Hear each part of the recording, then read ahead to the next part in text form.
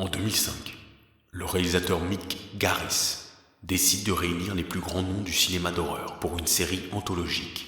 Parmi eux, Tobe Hooper de Massacre à la tronçonneuse, Joe Dante de Gremlins, John Landis du Loup-garou de Londres ou encore John Carpenter de The Thing. Ensemble, ils seront les maîtres de l'horreur.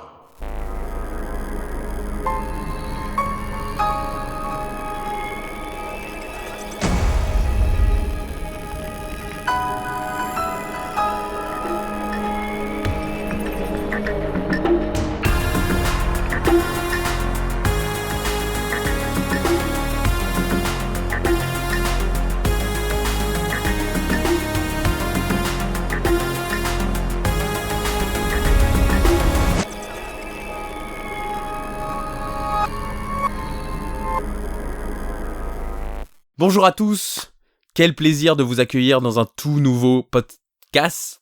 Oula, la méprise est multiple. Ça fait très longtemps que j'ai pas été derrière un micro. Je suis Thibaut Turca, enchanté de faire votre connaissance. Ex-podcast Any Given Film, réalisateur, scénariste à mes heures perdues. Et je suis accompagné d'un ami, un ami très cher, un ami qui nous veut du bien, avec ses anecdotes aussi poussiéreuses que amusantes. C'est Jérôme Bouvier de Podsac. Bonjour Jérôme. Vous avez compris, je suis un ami surtout qui prend très cher. Merci à Thibaut et salut à tous. Financièrement, effectivement, ça me coûte une blinde de t'avoir dans cette émission et pourtant je suis prêt à risquer pour t'avoir dans mon équipe, mon pote. Ça fait plaisir en tous les cas d'être tous ensemble avec vous, chers auditeurs. Tous ensemble. Ouais. Ce début est chaotique, mais c'est comme ça que ça doit commencer. De toute façon, puisqu'aujourd'hui, nous n'allons pas aborder d'épisode de Masters of Horror, nous allons parler du cinéma d'horreur en général et de la genèse de cette série si particulière. Pourquoi cette série ? Pourquoi un podcast sur cette série ? On va vous l'expliquer maintenant. Salut à tous et merci à toi Thibaut pour cette belle proposition de revenir sur une série mythique quand même, qui même si elle a 20 ans, a quand même marqué de son empreinte le paysage cinématographique et télévisuel, parce que ça a redonné du boost, un coup de jeune à des metteurs en scène qui avaient été un petit peu oubliés ou qui étaient un peu pour certains en perte de vitesse. En fait, c'est une série à la fois complètement désuète, c'est-à-dire que personne n'en parle activement aujourd'hui. De temps en temps, il y a des podcasts américains qui font un rewatch d'un épisode parce qu'ils parlent d'un réalisateur. Je pense par exemple à Blank Check, qui est un podcast que j'aime beaucoup. Quand ils reviennent sur John Carpenter, ils font un petit aparté sur ces épisodes. Mais sinon, il n'y a pas vraiment de discussion ou de diffusion active de cette série. Elle n'est pas sur Prime, elle n'est pas sur Netflix. Il n'y a pas de redécouverte vraiment de cette série. Et pourtant, à nos yeux, c'est une série très importante parce que, comme tu dis, elle a parfois remis sur le devant de la scène des réalisateurs qui étaient à cette époque-là, au milieu des années 2000, un peu oubliés par le genre. Et surtout, certains épisodes rentrent carrément dans la filmo de ce réalisateur. Et certains épisodes sont vraiment la thèse de l'intégralité de la filmographie, ou parfois proposent un décalage intéressant avec ce que les réalisateurs proposaient.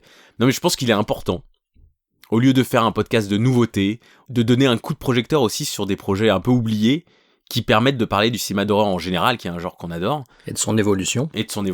Dramatique. Mais à travers quelque chose qui est peut-être oublié et dont on ne parle pas assez. Et c'est vrai que on peut entendre, moi j'aime bien entendre certains acteurs et certains réalisateurs qui expriment parfois le regret qu'on soit dans une époque où, comme tout est disponible, on est un peu moins obligé de rechercher des choses. Et je ne sais pas si Les Maîtres de l'horreur est une série qui intéresse les gens aujourd'hui, ou si un nouveau fan de cinéma d'horreur qui découvre The Witch et qui se dit « Ah putain, j'adore le cinéma d'horreur et qui va dans le cinéma d'horreur un peu plus hauteur d'aujourd'hui, se dit « Ah bah tiens, il y a ces réalisateurs-là qui ont fait une série, j'ai envie de la voir. » Alors que nous, à notre époque,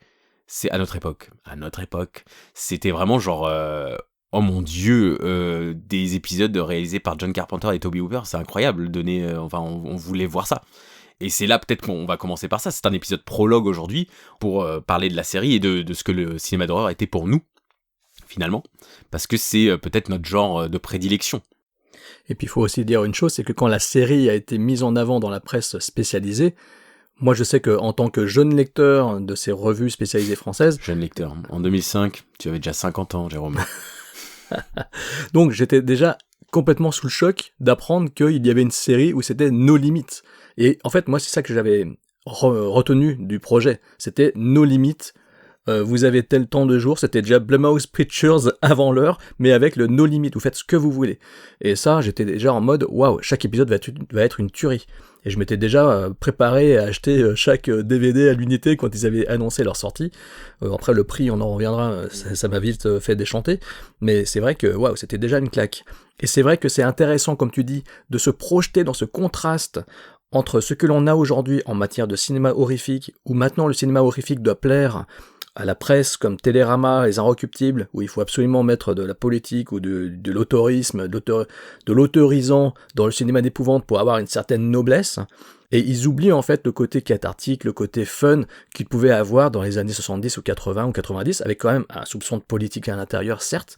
On en parlera dans certains épisodes, comme celui par exemple de Joe Dante. Mais c'est vrai que cette nouvelle génération ne voit plutôt d'un œil méprisant, peut-être, ce cinéma-là que nous idolâtrons. Après, c'est forcément dans toute l'évolution de société, tout comme peut-être ta génération qui a fait la guerre. Vous voyez les films de Terence Fisher et Christopher Lee, les vieux Dracula et les films de la Hammer comme le cinéma vidéo. Ce n'est pas vrai, je suis pas contemporain des films de la Hammer du tout. Non mais à ton époque, tu vois, tu voyais Christopher Lee, tu disais bon, encore un quoi. Non mais de toute façon c'est toujours l'évolution et du cinéma et de la culture, c'est dans les années 80, quand il y a eu l'explosion des franchises, par exemple, que nous, aujourd'hui, on regarde avec affection, donc les Vendredis 13 et que moi j'ai découvert en plein dedans. Voilà, parce qu'on a quand même un petit décalage, nous avons un décalage qui fait que, mine de rien, il est important, j'y ai pensé, figure-toi. Bien sûr. J'y ai pensé tu vas venir, ça y est. J'y ai pensé toute la nuit. Commence à me couper. En essayant de dormir, j'y arrivais pas, j'y ai pensé toute la nuit, je me suis dit, mais en fait, entre Thibaut et moi, il y a un décalage tel qui fait que il y a des films que j'ai découvert moi en VHS, en location, et moi, toi t'as découvert bien plus tard. Bien sûr. Parce que tu t'es même pas né quand ils sortent pas. Oui. C'est dingue. Tout à fait. Ça, c'est fou. Et finalement. Mais c'est fascinant, en fait. C'est fascinant, c'est génial. Non, mais ce que je veux dire par là, c'est que. En fait, c'est cyclique. C'est que dans les années 80, les ados adoraient Vendredi 13 et détestaient les vieux films de Dracula. Et moi, je suis d'une génération où ce qui explosait, c'est les Saw et les Paranormal Activity. Ou ce genre de choses, mais c'est cyclique en même temps. C'est parce que tout comme toi, à ton époque, on s'en foutait royalement de la Hammer, quoi. Voilà, c'est tout. Non, mais oui, évidemment, mais on va pas commencer ces discours, parce que nous, c'est le positif, c'est la positive attitude, c'est Laurie, ok ? Donc, nous, on veut mettre en lumière une série qui est peut-être oubliée, ou peut-être que les gens, nos contemporains, ou les tiens, les maîtres de l'horreur, a résonné avec tout le monde. Genre, ah, je me souviens, ah, moi j'en ai pas vu, ah, moi j'en ai vu pas mal, et c'est ça qui est intéressant, c'est de remettre en lumière cette série, mais aussi peut-être d'amener un coup de projecteur. Le cinéma d'horreur est surtout, je trouve, un cinéma d'héritage. C'est que en fait, les générations s'inspirent les unes avec les autres. La génération Carpenter est inspirée de Howard Hawks et des films des années 50, des films d'horreur qui sont très chargés politiquement, vu le contexte politique et la guerre froide dans les années 50. Et donc du coup, ça se ressent dans leurs œuvres. Et ensuite, les enfants des années 90, eux, ont plus retenu l'impact un peu graphique. Et les Sam Raimi et Peter Jackson reproduisent d'autres genres de cinéma, et ensuite et ainsi de suite. Et c'est ça qui est fascinant, parce que le line-up est assez hallucinant, et aussi très éclectique, où il y a des gens, on se demande ce qu'ils foutent là, clairement, et c'est ça qui va être drôle. Il y a des réalisateurs qui vont être là, ils ont réalisé un seul film d'horreur, et c'est considéré comme des modes de l'horreur, et tu dis, ah oui, c'est parce qu'ils sont potes avec, parce que c'est une autre génération, mais on en vient, il y a beaucoup de choses à dire, mais peut-être pour commencer, on peut parler de ce qu'est le cinéma d'horreur pour nous, par où on a commencé, et pourquoi ce genre est aussi important pour nous. Moi, pour citer un grand homme, aujourd'hui, qui a été interviewé dans le PIFcast, Nicolas Boukrieff, et il a dit quelque chose qui m'a beaucoup marqué, où je me suis dit, putain, mais ouais, c'est ça le cinéma d'horreur pour moi. Il avait expliqué que pour lui, les fans de cinéma d'horreur, c'était les gens qui, avant d'aller se coucher, se mettaient un film d'horreur. Genre, ils peuvent pas terminer leur journée sans avoir regardé un film d'horreur, ou alors c'était le film après minuit qu'ils allaient mettre. Et c'est vrai que je me suis dit, mais c'est vrai que c'est ça. Enfin, pour moi, le cinéma d'horreur, c'est ça, c'est ce truc réconfortant, étrangement, de ce genre en particulier.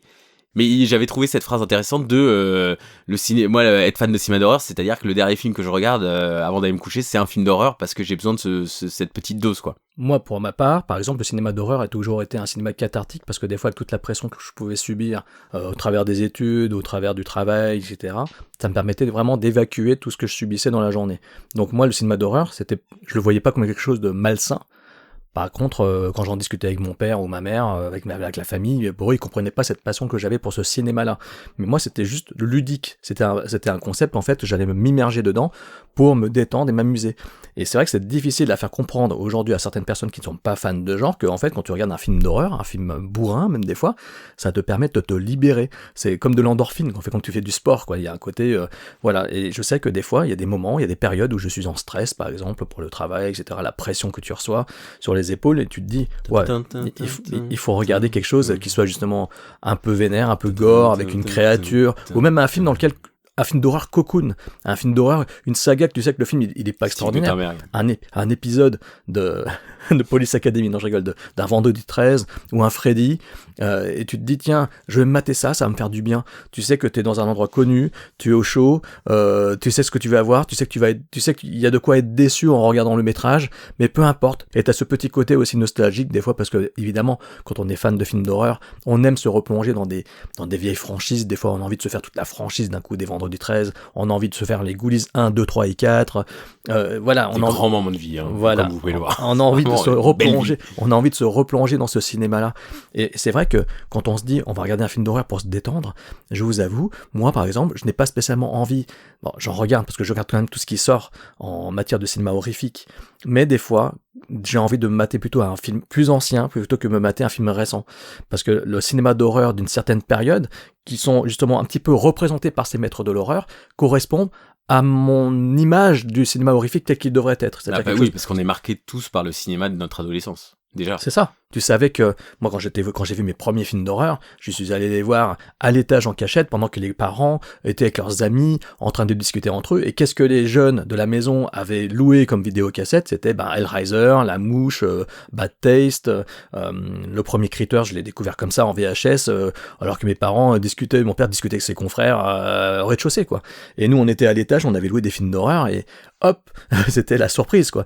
Je me souviens même qu'on avait loué la vidéocassette parce qu'il avait été projeté à Avoria, c'était Prière pour un tueur avec Sho Kusuji, je crois, qui était en fait pas du tout un film d'horreur, mais qui avait été projeté à Avoria, et en fait donc d'où la douche froide quand on avait lancé le film, qui n'était finalement pas un film d'horreur, mais un actionneur type canon avec Sho Kusuji, quoi.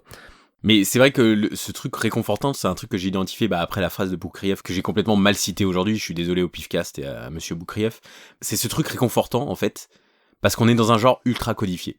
Et c'est peut-être ce qui agace le public lambda, ou parfois que les gens comprennent pas qu'on puisse, regarder 10 Freddy, non, il y en a que 7. Quelle honte. Mais en fait, il y a un truc très réconfortant là-dedans, parce qu'on est dans un genre, et moi je sais que c'est pour ça que c'est généralement le genre de film que je mets avant d'aller me coucher, ou quand je veux m'endormir et que je mets un film. Il y a des codes, c'est toujours la même chose, il va y avoir un meurtre toutes les 10 minutes, il y a quelque chose de très apaisant, mine de rien, à regarder un film d'horreur, surtout quand c'est dans un genre comme le slasher qui est souvent très codifié, et c'est un truc qui ne s'explique pas, c'est juste qu'on a grandi avec ça. Et moi c'est pareil, j'ai eu la même réaction de la famille, c'est-à-dire j'ai grandi très tôt avec le cinéma dans ma vie, et très tôt le cinéma d'horreur, j'ai vu Massacre à la tronçonneuse à cause de Jean-Pierre Dionnet.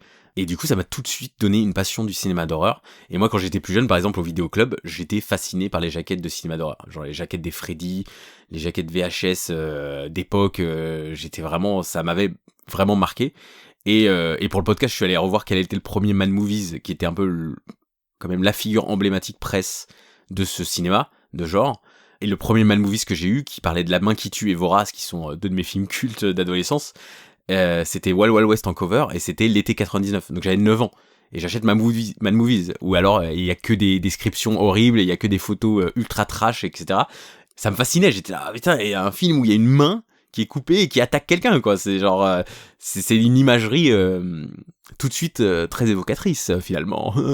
Et en fait, ouais, c'est un genre où je me suis tout de suite rattaché dedans, et mes parents étaient horrifiés, et quand j'avais reçu une poupée de Chucky, après la sortie de La fiancée de Chucky, je me souviens au Virgin Megastore, il y avait Chucky ou Tiffany, et j'avais demandé ça pour un Noël, et c'est mes grands-parents qui étaient allés l'acheter, ils étaient horrifiés, ils étaient on n'a pas envie d'acheter ça. J'avais reçu le coffret Freddy à 11 ou 12 ans, avec les 7 films à l'époque de Metropolitan. C'était genre, tout le monde était gêné à Noël, parce que moi j'étais, ouais, Freddy, et je montrais à tout le monde, et je oh, Thibaut. Et c'est un genre qui est difficile à comprendre de l'extérieur, parce je pense que les gens et les parents se demandent, genre, mais qu'est-ce qu'ils vont chercher là-dedans? Et ce cliché de, est-ce que ça va pas les influencer? Est-ce que toute cette violence? Alors qu'en fait, finalement le genre qui t'apprend le plus vite le cinéma. Parce que tu sais que ce n'est pas vrai ce que tu vois, et donc tu comprends encore plus vite l'art du montage, l'art des effets spéciaux, l'art du maquillage. Parce qu'en suggestion, du chant contre chant, de la profondeur de chant, etc. C'est un genre qui vraiment amène à beaucoup plus de réflexion, et c'est pour ça que aux États-Unis, Fangoria est un des magazines cultes cinéma toute génération confondue, parce que c'est un peu l'équivalent de Mad Movies, mais qui avait des interviews très précises avec les responsables des effets spéciaux, et qu'à l'époque, Tom Savini, qui a travaillé avec Romero sur notamment Zombie et plein d'autres films, c'était une rockstar. Et Rob Bottin, c'était une rockstar. Enfin, il y a vraiment eu cette explosion dans les années 80 de Fangoria et des artistes effets spéciaux qui sont devenus ultra connus et qui ont appris à connaître les ficelles et à décrypter un peu ce genre. Et c'est vrai que les réalisateurs Masters of Horror sont plus issus de cette génération-là, parce que c'est une série en 2005 et 2006, et tous les réalisateurs à l'époque ont entre 50 et 70 ans, quoi. C'est clairement une série de vieux, à part quelques jeunes qui sont venus, qui étaient adoubés, et toi, tu as grandi vraiment avec ce cinéma-là. Et d'ailleurs, tu me parlais d'un bouquin qui s'appelle Gore, qui est un de tes bouquins cultes. Oui, alors justement, j'allais y venir, parce que c'est vrai que tu as fait allusion à ta poupée de Chucky offerte par tes grands-parents. Moi, c'était le bouquin, peut-être un des premiers bouquins vraiment consacrés au gore que l'on m'avait offert. Mais bon, c'était celui, donc, Gore, autopsie d'un genre, écrit par Marc Godin, qui est un bouquin qui pour moi est culte, qui doit être malheureusement perdu au fin fond de la maison chez mes parents. J'ai jamais réussi à remettre la main dessus, mais logiquement il doit s'y trouver, mais je ne sais pas où. Et toujours est-il que le cinéma de genre fantastique, pour être honnête, je l'ai découvert grâce à un journaliste avec qui je suis toujours en contact, qui était un mec adorable, qui a bossé pourtant il a bossé pour la Revue du Cinéma, Télé 7 jours, et c'est Philippe Ross. Et Philippe a écrit un des premiers bouquins d'horreur que j'ai lu, qui est celui consacré au film d'épouvante, avec Freddy Krueger en couverture. Donc ce livre-là m'a marqué, je l'avais dévoré. Et concomitamment à cela, j'avais aussi découvert ma passion dans le cinéma d'horreur grâce à un bouquin. Pierre Tchernia et Jean-Claude Romer. Jean-Claude Romer qui était quand même une sacrée personnalité dans le milieu cinématographique. Ils avaient sorti une collection qui s'appelait les 80 grands succès du cinéma. Mais c'était à chaque fois un cinéma de genre. Donc il y avait le western, la comédie musicale, le film d'amour, le suspense, etc. Mais dans les 4 premiers volumes qu'ils avaient sortis, donc leurs 4 premiers essais, c'était 80 grands succès du cinéma fantastique, qui a été d'ailleurs un carton. Ils ont même fait un volume 2, genre 4-5 ans plus tard. Et ce volume 1, je l'ai épluché, je l'ai épuisé. En fait, ça reprenait les fiches de Monsieur Cinéma, donc Jean-Claude Romer. Ça reprenait les fameuses fiches cartonnées qui sortaient à l'époque dans les années 80, 70, 80. Et donc il y avait l'affiche du film, il y avait une petite fiche technique, il y avait le résumé de l'intégralité de l'histoire par contre. Mais ça me dérangeait pas, parce qu'en fait j'ai découvert les films par leur histoire avant même de les voir pour de vrai. Et en relisant ce bouquin, je mettais des petites coches au stylo que je voulais absolument voir certains films. Et c'est le premier bouquin que je me suis vraiment acheté de cinéma d'horreur, avec celui de Philippe Ross, qui tous les deux m'ont donné envie de me plonger dedans. Et cette passion pour le cinéma aussi est arrivée par le biais des affiches de cinéma que je collectionnais, et par les petits formats notamment de la revue Première, et ces affiches de cinéma-là, notamment les affiches de cinéma d'épouvante, ou même des fois d'action, j'ai trouvé beaucoup plus excitantes visuellement que les affiches de films lambda. Les films d'auteur, j'ai trouvé les affiches ternes, les comédies françaises, j'ai trouvé les affiches ternes, c'est-à-dire c'est encore pire aujourd'hui je pense, mais les affiches de films d'horreur, et les affiches de films d'action, etc., des années 70-80, elles étaient juste fabuleuses. Ma culture cinématographique s'est forgée grâce à ces bouquins-là, ce qui fait que ça m'a donné énormément envie de découvrir certains de ces films qui étaient cités dans le bouquin. Il faut dire aussi que je suis un enfant de la période VHS, comme toi aussi quelque part, mais moi j'ai vraiment grandi avec le gros vidéoclub dans lequel tu pouvais louer une deuxième vidéo pour une louée le mercredi après-midi. Ça tombait bien. Putain, l'offre du siècle, quoi. Non, mais l'offre du siècle, même c'était énorme. Pour moi, c'était énorme. Mais bien sûr. Donc, ma mère, elle y allait. Elle allait louer son film avec Robert Redford. Elle me laissait farfouiller dans le vidéoclub pour trouver quelque chose. Et je me louais des trucs genre Street Trash, Bad Taste, qui n'étaient pas spécialement destinés pour moi, mais que, voilà, j'étais content de pouvoir mater ces films-là. Et c'est comme ça que j'ai découvert tous ces films défendus, interdits, sans me prendre la tête. Et parce que ma mère me laissait regarder mon film sans se préoccuper de ce que je regardais, quoi.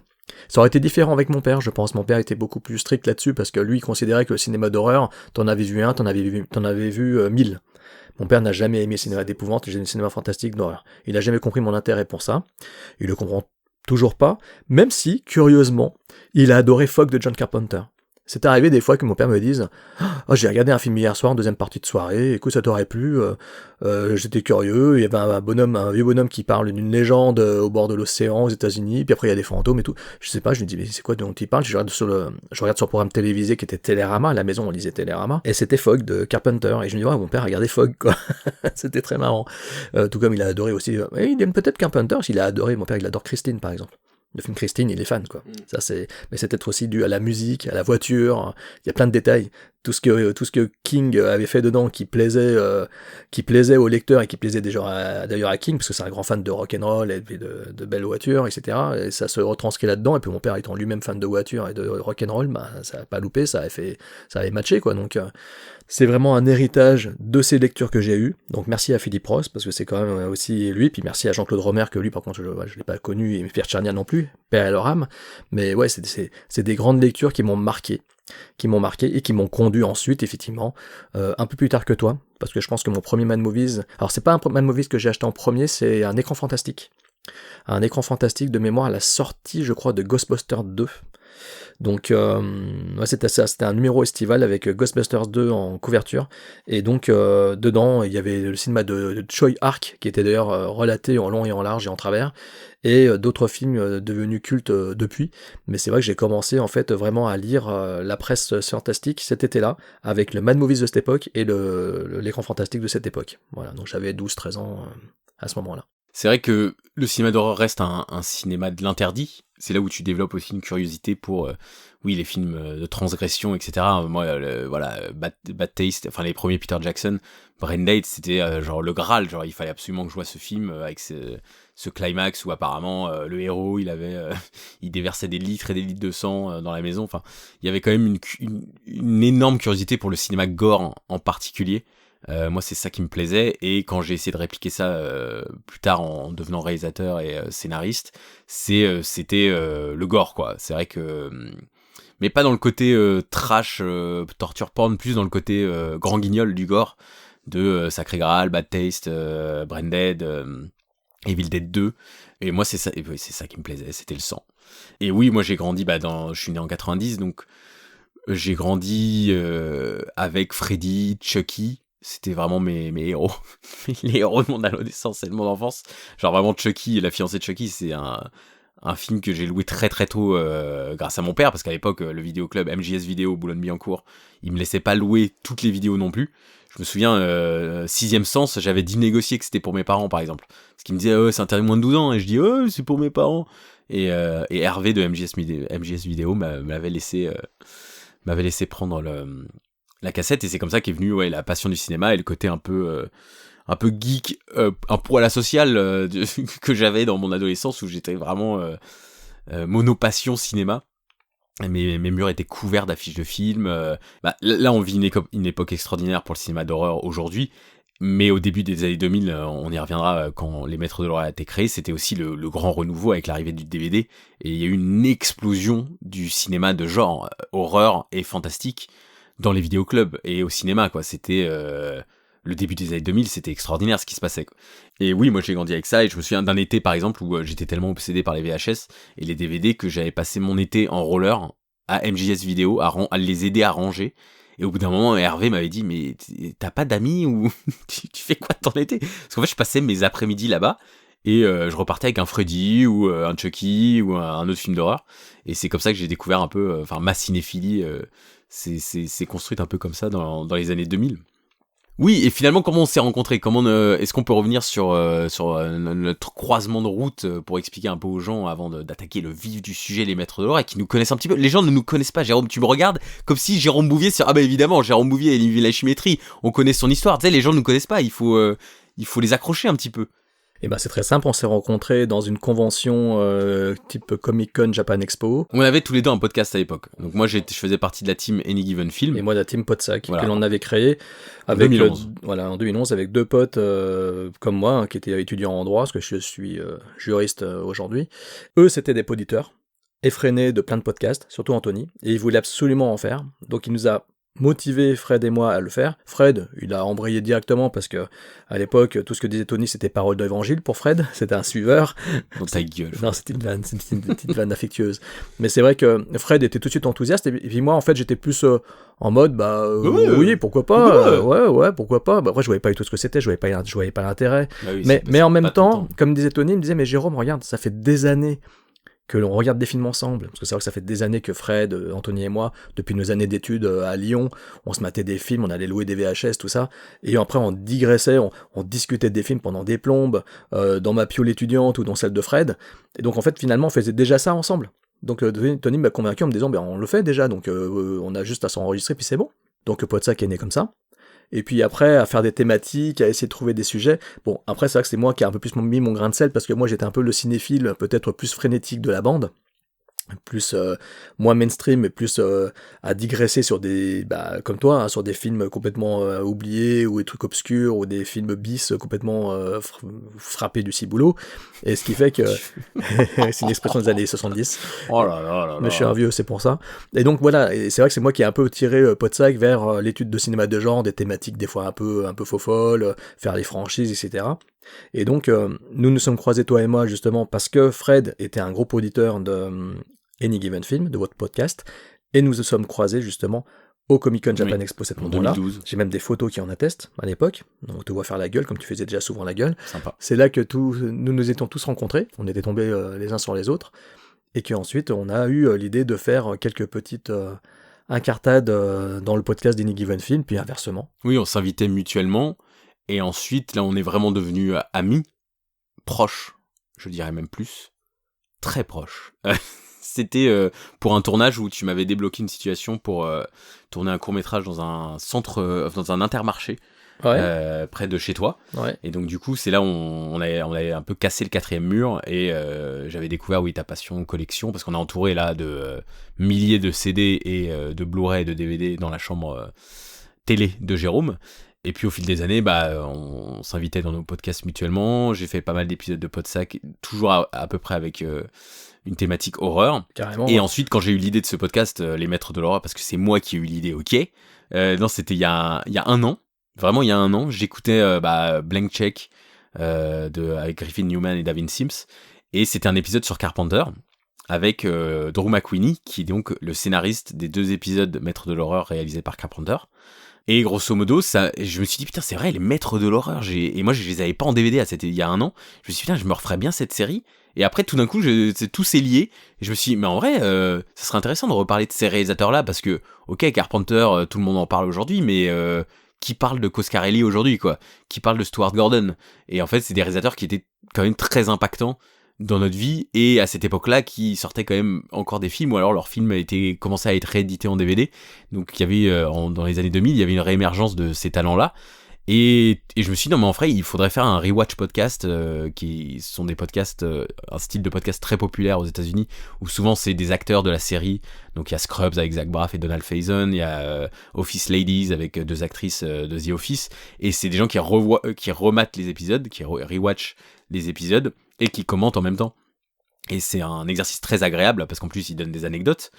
Et je me suis dit, pourquoi pas faire ça de l'autre côté, et comme les réalisateurs sont très importants, on va faire un épisode par un épisode de la série Maîtres de l'Horreur, et à chaque fois aborder le réalisateur en question. Donc c'est ça que vous pouvez attendre dans ce podcast, outre ce prologue interminable, c'est qu'on va décrypter à chaque fois l'épisode en question, mais aussi comment le réalisateur en est venu à cet épisode-là des Maîtres de l'Horreur.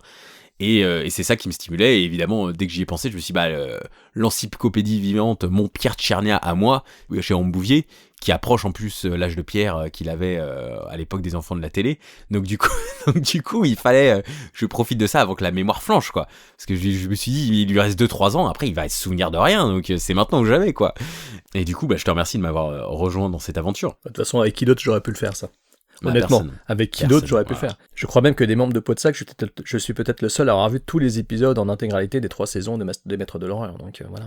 Avant peut-être d'aborder la création de la série en soi, parlons de l'année 2005, où on en était dans le cinéma d'horreur, parce que c'est vrai que j'ai dit qu'on vit dans une époque formidable, et je pense en conclusion de saison 1 ou de saison 2, on essaiera de faire un peu le cinéma d'horreur aujourd'hui, etc. Mais c'est vrai qu'avec des éditeurs comme Arrow Video, comme Eureka, comme Shot Factory, MVD, il y a une résurgence totale du cinéma d'horreur où maintenant il y a même des films improbables qui sont restaurés en 4K où t'es là, à la fois c'est affligeant parce que Rawhead Rex de Clive Barker en 4K, je ne pensais pas voir ça un jour dans ma vie parce que c'est quand même un nanar absolu, assez regardable et il existe en 4K. Il y a des fois on se dit, on s'envoie des news genre ce film existe en Blu-ray alors qu'il y a plein de films qui n'existent pas en Blu-ray, ce film là existe. Mais c'est vrai que les années 2000 finalement se rapprochent aussi à cette époque où il y a des éditeurs comme Wildside ou Metropolitan, c'est un peu plus mainstream, mais ou TF1 Vidéo qui commence à sortir de plus en plus de films de genre en DVD, où il y a de plus en plus de paris en salle, parce que en 2002, il y a 28 jours plus tard, qui relance tout d'un coup cette impulsion de petits films d'horreur qui peut sortir entre guillemets de n'importe où, même si Danny Boyle était très connu déjà à l'époque, mais ça relance le film de zombies. Il y a tout un enchaînement de films qui fait que les zombies reviennent sur le devant de la scène. Il y a la vague du remake, qui bat son plein. Enfin voilà, 2005 c'est quand même au moment où les maîtres de l'horreur commencent à être envisagés en 2004 et 2005 c'est quand même des années très intéressantes pour le cinéma de genre qui connaît un essor incroyable. En fait, c'est un essor incroyable parce qu'il y a nos limites au niveau de la gore attitude, on va dire. On est quand même un petit peu en plein milieu du passage de la torture porn, oui, je crois. Alors juste pour se remémorer, donc 2005, nous sommes en 2024 quand on enregistre, c'était il y a 19 ans. Je fais mes calculations sont bonnes. Le box-office en France à l'époque, donc Harry Potter 4 et Star Wars 3, avec plus de 7 millions d'entrées. Le premier film français au box-office français, c'est Brise de Nice, avec plus de 4 millions d'entrées. Aux États-Unis, pareil, c'est les franchises qui dominent, donc Star Wars, Harry Potter, Narnia. Mais aux États-Unis, il y a aussi La Guerre des Mondes et Wedding Crashers qui cartonnent. Donc voilà, pour vous remémorer l'année 2005, prenez un moment pour vous. Où étiez-vous en 2005 ? Dites-le nous sur notre site internet. Et en film d'horreur, les 2 cartons de l'année aux États-Unis, c'est Saw 2 et Hostel. Donc voilà, on est dans ces années de torture porn. Oui, donc voilà, donc le torture porn, comme je le disais, qui était peut-être la résurgence et la résurgence du cinéma d'horreur pur et dur, où on gardait comment que le côté dur et frontal du genre. Et bizarrement, c'est cette émergence-là que j'ai vécu de plein fouet pour ce qui me concerne. Et je m'étais dit, à l'époque encore, oui, c'est cool, c'est génial, c'est nos limites, ils vont de plus en plus loin. C'était à chaque fois la surenchère entre la colline des yeux, etc., avec les autres, l'armée des morts et tout. C'était toujours une surenchère dans le gore, dans l'effet spécial pratique ou CGI dégueulasse. Mais je me rendais compte que j'avais peut-être encore plus de nostalgie pour ce qui se faisait avant. C'est étrange. Je me souviens encore moi-même en train de me dire c'est super, c'est cool, ils vont plus loin que par le passé. Mais ça accroissait mon attachement pour le cinéma d'avant. Ce qui fait qu'à l'époque, quand je discutais avec mes potes de cinéma et tout, de ce genre cinématographique-là, eux ils s'enthousiasmaient, mais moi je me disais ouais c'est cool, c'est super, ils vont plus loin que les autres pouvaient aller avant, mais j'avais quand même, ça me retenait à chaque fois, je me raccrochais à chaque fois au wagon de ces cinéastes, des films qu'ils avaient fait dans les années 80, pour lesquels j'avais un profond attachement.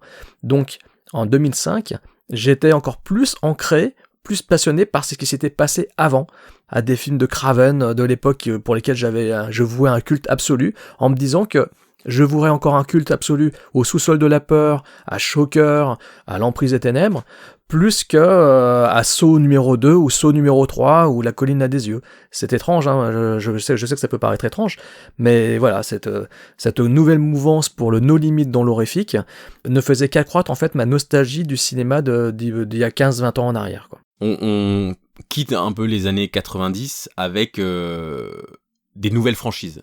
C'est-à-dire que les années 80 étaient dominées par les boogeymen, Michael Myers, Chucky, Pinhead, Freddy, Mr. Freddy, Jason. Les années 90, c'est le slasher. C'est Scream, 96, Révolution, ultra impactant. Moi, je me souviens d'une émission télé, donc j'avais 7 ans, j'imagine, qui décryptait un peu le phénomène Scream et qui parlait déjà de la violence au cinéma. Cet éternel débat insupportable sur quel point la violence influe sur la société américaine. Scream donne un peu un renouveau où le boogeyman n'est plus incarné, c'est une figure un peu de l'ombre. C'est-à-dire que c'est un mec en costume. Donc t'as Urban Legend, t'as Souviens-toi l'été dernier, avec ensuite la dérive du slasher PG-13, qui est donc le slasher non gore, avec beaucoup en particulier de remakes comme Prom Night qui sont franchement des daubes absolues. Au début on incarne vachement les figures mythiques, les boogeyman, et que maintenant c'est des whodunit, quoi. C'est des qui sont les tueurs, et le tueur vient de l'intérieur de ces groupes-là, ou c'est un élément extérieur, mais c'est pas, voilà, souviens-toi les derniers, le tueur, il parle pas, quoi. Ils sont moins incarnés, c'est plus un fléau qui vient et qui tue des bandes de jeunes à chaque fois. Et on est un peu dans cette mouvance-là quand on arrive dans les années 2000. Et après, t'as un peu comme si des cinéastes comme Eli Roth, Adam Green, etc., qui n'en peuvent plus de ce cinéma-là, ou Alexandre Aja, qui se disent, bah non, nous on veut retourner dans le côté brut de décoffrage parce qu'on en a marre des teen movies qui, sous prétexte d'avoir 3 meurtres dans le film, deviennent des slashers. Et c'est vrai qu'on a ce truc où tous les studios commencent à faire des films d'horreur, quoi. Il y a une explosion vraiment de ces franchises. Ces franchises-là commencent à arriver en DTV. Souviens-toi l'été dernier 3, Urban Legend 3. Il y a vraiment, il y a des franchises qui sont même, on a l'impression, conçues pour le DTV, comme Ginger Snaps, qui est une franchise un peu qui à l'époque avait marqué, mais où ouais, les 3 épisodes, je sais, c'est pas sorti au ciné en France. C'était vraiment des DTV, quoi, en France. Non, pas du tout. C'est sorti directement en vidéo. Ouais. Et en France, on sort aussi de cette période de la French Frayeur. Au début des années 2000, il y a ce qu'on appelle les B-movies, qui étaient des petites productions conçues pour être un peu des huis clos et des petits films de genre. Donc on peut penser à un jeu d'enfant ou Maléfique, qui sont un peu les gros représentants. Et par contre, à cette époque-là, on arrive à la French Frayeur. Donc nous, on n'est pas fan du tout de la French Frayeur. Moi, je me souviens à l'époque, c'était à chaque film, j'étais franchement affligé de ce que je voyais, mais qui sont des films qui ne marchaient pas en France, à 2-3 exemples près, dont Hill, qui avait eu un petit succès, enfin même un gros succès d'estime, et qui est finalement peut-être celui qui se regarde le plus facilement aujourd'hui, parce qu'il ne tombe pas dans les dérives ultra gore et ultra malsaines d'un Frontière de Xavier Jeance. Cette vague-là de French Frayeur, finalement, est là aussi pour amener un homme aux États-Unis, Alexandre Aja, qui lui va impacter encore plus le cinéma d'horreur américain avec La Colline des Yeux. La Colline des Yeux, pour moi, c'est une ref, dans le sens où aujourd'hui, les 25-35 ans se souviennent de La Colline des Yeux, et c'est un peu un marqueur de si t'aimes le cinéma de genre ou pas, ou quel est le film qui t'a le marqué. Pour notre génération, c'était La Colline des Yeux, enfin qui a encore une claque aujourd'hui, et qui est ultra impactant, et qui fait le lien entre la génération remake, parce qu'on est à cette époque-là, c'est remake à fond, même en 2005, il y a les remakes de Fog, de Amityville, enfin, que des daubes, mais on est encore dans cette vague de quelle est la prochaine franchise qui va pouvoir remplacer Le Cercle et Massacre à la tronçonneuse, qui sont les 2 remakes années 2000 qui ont cartonné. C'est une époque assez fascinante, parce que quand on la vivait en direct, quand il y avait les Arctic Man Movies, on se rendait pas compte, alors qu'aujourd'hui on sort un Man Movies de 2006, on regarde le line-up de Gérard May, c'est que des films que j'appellerais cultes, mais moi qui m'ont marqué. Il y a Wolf Creek, qui ensuite est devenu une simili-franchise, mais il y a Wolf Creek qui était une grosse claque. Il y a Isolation qui est ensuite sorti chez TF1 Vidéo, je me souviens, j'étais allé le chercher le jour de sa sortie. De Vache, qui est un film de courte animation de vaches en Irlande. Il y a Ricoeur, qui pas un grand film, mais en fait c'est que des films qui ont marqué nos esprits. Enfin, c'était une époque, c'est difficile de pas être nostalgique de ça, parce que évidemment on est tous marqués par ça de notre adolescence. Je t'interromps, mais c'est vrai que tu as raison. Comme tu m'as amené justement le numéro en question dont tu parles, auquel tu fais référence, effectivement, en regardant le programme de ce Gérard May 2006, il n'y a pas un seul film que tu ne connais pas en fait. À une exception près, tu as vu au moins tous les films qui sont indiqués sur le line-up, quoi. Tu as totalement raison. Donc c'est-à-dire que effectivement, c'est une année quand même qui a été marquante pour la matière horrifique, quoi. Et puis c'est une époque, oui, où on lit Man Movies pour aller voir ce qui se fait à Gérard May. On est vraiment très curieux des nouveaux DTV, et tous les éditeurs commencent à chercher la prochaine pépite, tu vois, genre TF1 Vidéo qui édite Undead, ce petit film australien d'Efir Spierig, où t'es là genre enfin, tu sais, il y a une envie d'un peu de faire partager ce genre, parce qu'il y a des thunes derrière, enfin, clairement. Parce qu'on est à cette époque-là, oui, 28 jours plus tard, les remakes cartonnent. Mais il me semble que c'est aussi le début de FX Vidéo, pré-Neo Publishing. Il me semble que c'est l'époque aussi, Neo Publishing commence à sortir des vieilles perles, le Retour des morts vivants, des choses comme ça, avant d'embrayer sur le cinéma de genre italien, le giallo, le cinéma gore de cannibale, les films de Deodato, etc. Et c'est vrai que cet éditeur-là, il a marqué l'empreinte des années 2000. Là, on pourrait faire carrément une émission sur les éditeurs vidéo français, hein, parce que c'est quand même le parrain de tous les éditeurs actuels, Chat qui fume, Ecstasy of Film, ESC et compagnie. Il serait pas là s'il n'y avait pas eu cette tentative DVD à l'époque, qui a duré quand même un petit paquet d'années, avec Neo Publishing, qui ont vraiment marqué. Moi, cette époque, c'était ces années-là. Pour le coup, c'était Neo qui dominait la masse au niveau d'édition vidéo, et ce qui est marrant, c'est qu'ils éditaient des films, effectivement, des années 70 et 80. Bah, clairement, c'est lié à la technologie du DVD. Peut-être qu'on peut parler aussi de l'impact du DVD dans notre cinéphilie à nous, parce qu'on est encore des héritiers de la génération VHS. Même moi, en 90, c'était encore la VHS. Et l'arrivée du DVD et tout le fric qui se fait par l'arrivée du DVD fait que tout le monde a envie de ressortir les anciennes pépites. Et de tout d'un coup, s'il y a un film italien que tout le monde a envie de voir, un de Lucio Fulci, t'as tout le coffret One Plus One, tout le coffret Lucio Fulci. Et pareil avec le Wild Side et le cinéma chinois et Post Kill Bill, où c'est genre, bah tiens, Tarantino est en train de remettre sur le devant de la scène le cinéma d'arts martiaux et la Shaw Brothers, et bah bim, t'as Wild Side qui sort toute la collection Shaw Brothers petit à petit, et c'était incroyable, tu ne savais plus où donner de la tête. Toi, je sais pas ce que ça t'a fait, l'arrivée du DVD et la découverte de pépites qui n'étaient jamais éditées auparavant, mais ça a dû être quelque chose pour un vieil homme comme toi. Il y avait Wild Side avec sa collection Les Incontournables, je crois, ou Les Indispensables. Avec notamment il y avait les Romero, il y avait du Argento aussi, les Frissons de l'angoisse. Voilà, les Frissons de l'angoisse, une édition assez folle de mémoire. Je crois qu'il y avait même la BO avec l'édition de collector DVD. Ouais, non, mais bien sûr, c'est une grande période d'édition de films en fait dont je ne connaissais les noms que au travers les bouquins que j'avais lus. C'était des films en fait qui me restaient encore à découvrir. Les Argento, pour être honnête, je ne les avais pas encore découverts. Et c'est grâce d'ailleurs aussi, ça a marqué aussi pas mal de cinéphiles, TF1 quand ils ont édité les Argento tels que Suspiria, ils avaient édité Phenomena en DVD, ils avaient édité... C'est TF1 qui avait ça? Ouais, TF1 vidéo. Non, c'était TF1. Ouais, TF1 avait édité L'Oiseau au plumage de cristal, Le Chat à 9 queues, je crois que 4 mouches de velours gris, bon, pendant longtemps ça a été une arlésienne, hein, jusqu'à ce qu'ils sortent en Blu-ray il y a pas très longtemps, mais ça a été une grosse arlésienne. Mais oui, les films de Argento, je les ai découverts pour certains en DVD grâce à TF1. Oui, totalement. Et j'insiste là-dessus sur le DVD parce que ça participe aussi à la création des maîtres de l'horreur. Mais c'est aussi une époque où on sent un switch aussi chez ces fameux maîtres de l'horreur. Il y en a qui ont parti. Voilà, Romero et Craven sont les grands oubliés des 3 saisons parce qu'il y a 2 saisons de Masters of Horror, une saison Fear Itself, qu'on va aborder dans le podcast. Mais il y a pas Craven, il y a pas Romero qui sont quand même très imposants. Les maîtres de l'horreur ont les clés d'Hollywood.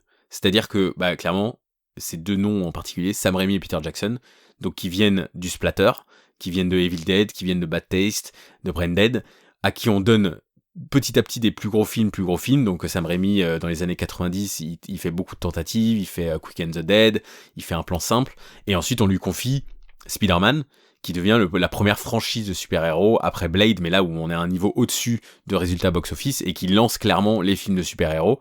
Et Peter Jackson qui après Fantôme contre Fantôme, qui est un des immenses films cultes geek un peu des années 90 parce que c'est pas un succès au box-office du tout, mais par contre c'est un film qui a marqué toute la génération fantastique de cette époque-là et qui est vraiment un film incroyable. À cette époque, bah, il fait Le Seigneur des Anneaux et ça y est quoi, c'est-à-dire que c'est comme si, en fait, il lance quelque part une mode qui va se répéter au fil des années et qui se répète encore aujourd'hui quand on voit que Eggers fait Northman ou ce genre de tentative, où on prend un réalisateur qui vient d'un cinéma de genre niche, un petit peu, donc horreur, fantastique, science-fiction, pas de gros budget, et on l'insère dans une grosse franchise. Finalement, c'est la perte d'Hollywood aujourd'hui, c'est-à-dire ne plus laisser le temps aux gens, comme on a laissé le temps à Nolan de faire ses marques chez Warner, et en fait de les mettre tout de suite dans des blockbusters ou des gros films, et de ruiner un peu leur carrière, parce que, à la manière d'un Josh Trank que je n'aime pas du tout, mais de genre, bah t'as foiré ce film, bah c'est fini, t'es fini, alors qu'à l'époque, il y avait ce parti pris de les laisser un peu émerger, et bim, on les met, mais c'est drôle finalement, en 20 ans, comment ça a changé, parce qu'aujourd'hui, ces réalisateurs-là, ça passe ou ça casse, et finalement, est-ce qu'ils ont suffisamment de maturité et d'identité de cinéaste pour venir dans ces franchises-là? Et celui qui a le plus réussi, quelque part, et qui aujourd'hui va dominer peut-être les 5 prochaines années, c'est James Gunn. Et James Gunn, il vient d'où? Du cinéma d'horreur. Bim, allez, voilà. De la trauma. Fin du podcast. De la trauma, effectivement. De la trauma. Non, mais c'est fascinant. Et à cette époque-là... D'ailleurs, il y a Trauma qui aussi éditait leurs films en DVD en France. Tout à fait, ça y est, ça a commencé. Moi, j'ai grandi avec un DVD bande-annonce Trauma. C'était juste des bandes annonces et c'est comme ça que j'ai découvert les films Trauma, genre Toxic Avenger, etc. Ouais, Atomic College et tout ça. Ouais, et ça me fascinait ces films-là, et puis après tu les regardes, ah oui, quand même. C'est cheap. Outre, voilà, enfin, Sam Raimi du coup créer Ghost House Pictures, qui est peut-être, j'aime beaucoup Sam Raimi, mais qui n'a pas produit un seul bon film, je crois. Ghost House Pictures, c'est quand même assez hallucinant qu'un mec comme Sam Raimi soit incapable de produire un bon film.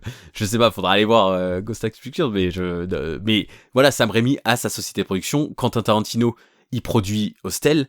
Il y a vraiment ce truc de passage de flambeau et de, bah maintenant c'est les geeks qui ont accès à Hollywood, bah on va mettre, il y a un cinéma plus geek aussi qui en ressort.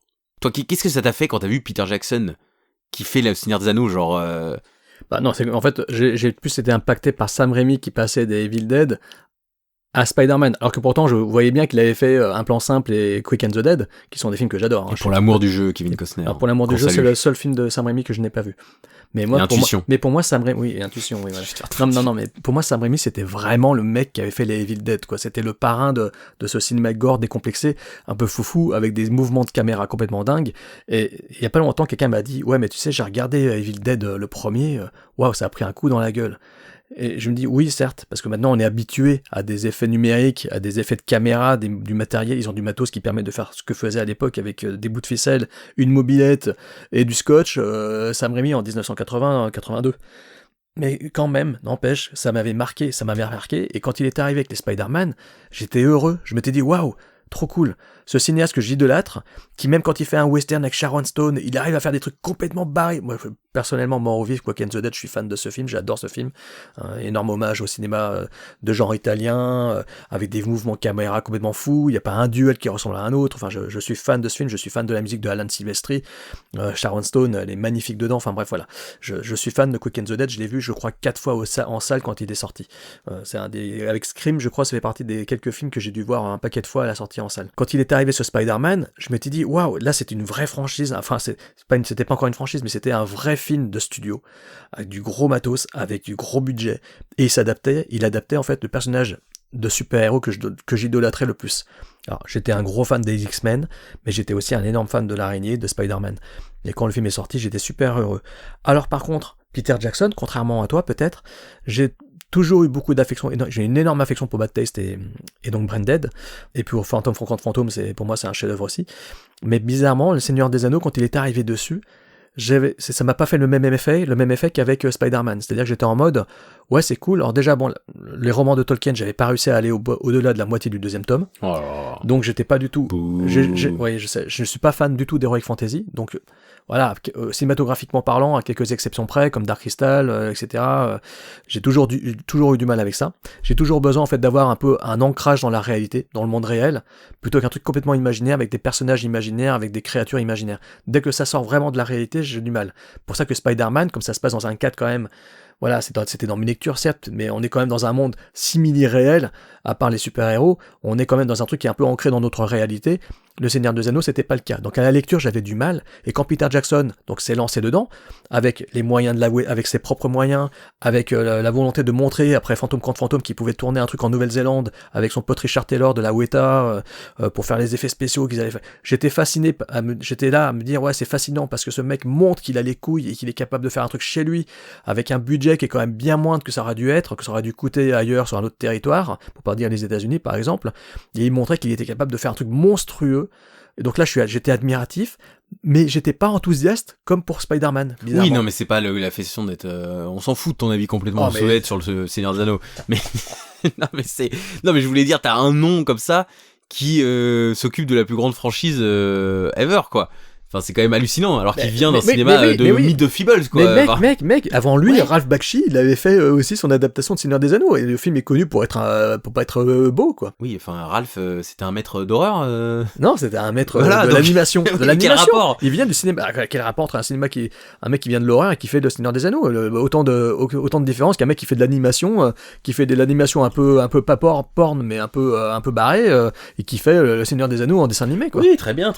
Mais bon, bref, c'était des grands noms du cinéma d'horreur qui sont devenus des maîtres d'Hollywood, et même à cette époque-là, je citais Romero et Craven. Craven, il est en train de faire Red Eye pour DreamWorks, donc un film ultra mainstream, et Monsieur Romero, grâce à 28 jours plus tard et ensuite Shaun of the Dead, là il est sur Land of the Dead, et il fait enfin le premier film de studio vraiment chez Universal, son premier film de zombie pour un studio. Donc c'est quand même une époque assez incroyable. Et au milieu de tout ça, il y a un bonhomme avec une crinière blanche. Qui ressemble à Joel Schumacher, d'ailleurs. Pas du tout. Ah, je trouve qu'il lui ressemble, c'est un truc de ouf. C'est le sosie de Joel Schumacher. N'importe quoi. Quand je pense à l'un, je vois le visage de l'autre. Quand je pense à l'autre, je vois le visage de l'un, tu vois. C'est une maladie, ça, c'est une maladie. Il faut consulter, Jérôme. Oui, il y a eu un film avec Milla Jovovich là-dessus, ça s'appelle Faces. Du réalisateur, je crois, de Bloody Mary. Allez, donc... Voilà, excusez-le, hein, parfois il y aura des petits trucs comme ça, je peux pas le couper, mais on le pardonne. Et au milieu de tout ça, donc il y a monsieur Mick Garris. Mick Garris, un bonhomme très sympathique. Plus sympathique que talentueux. Certains diraient que on aime sa bonhomie, on n'aime pas forcément ses films. Et il n'a pas réalisé de chef-d'œuvre du cinéma d'horreur pour avoir ce statut, contrairement à ses potes. Mais c'est un mec en or. On peut dire ça, c'est un mec en or, c'est un super type. Donc, il vient d'où, Mick Garris ? Il était publicitaire à la base, il était dans la pub. Il passe notamment par Lucasfilm. C'est lui, il était là quand il y a eu le Holiday Special le fameux Holiday Special de Star Wars. Donc, il n'était pas responsable, arrêtez. Et ensuite, il fait beaucoup de matériel promotionnel. C'est là où il rencontre beaucoup des réalisateurs qui vont devenir ses amis parce que c'était un soutien pour eux. C'est-à-dire, tout le monde en parle aujourd'hui comme quelqu'un, il était là pour moi, etc. Il travaille chez AFCO ensuite et Universal, donc il supervise les bonus et le matériel promotionnel de beaucoup de Carpenter. Je crois qu'il a travaillé sur Fog et Escape from New York, avant de se retrouver chez Universal dans les années 80. Et en fait, ce qui se passe chez Universal dans les années 80, c'est que le nouveau boss d'Universal est un fan de cinéma de genre. Et du coup, il y a une vague de films de studio de genre, donc c'est-à-dire des budgets studio pour des films d'un genre qui sont considérés normalement comme un sous-genre, à cette époque-là, en particulier à Hollywood. Et donc, on se retrouve avec notamment ce document génial de Mick Garris qui interviewe pour une émission télé en 82, qui interviewe John Landis pour Le Loup-garou de Londres, en même temps que John Carpenter pour The Thing, et en même temps que David Cronenberg pour Vidéodrome. Et ce truc de 30 minutes, ce chef-d'œuvre de 30 minutes d'interview est sur YouTube. Et c'est un document incroyable parce que c'est...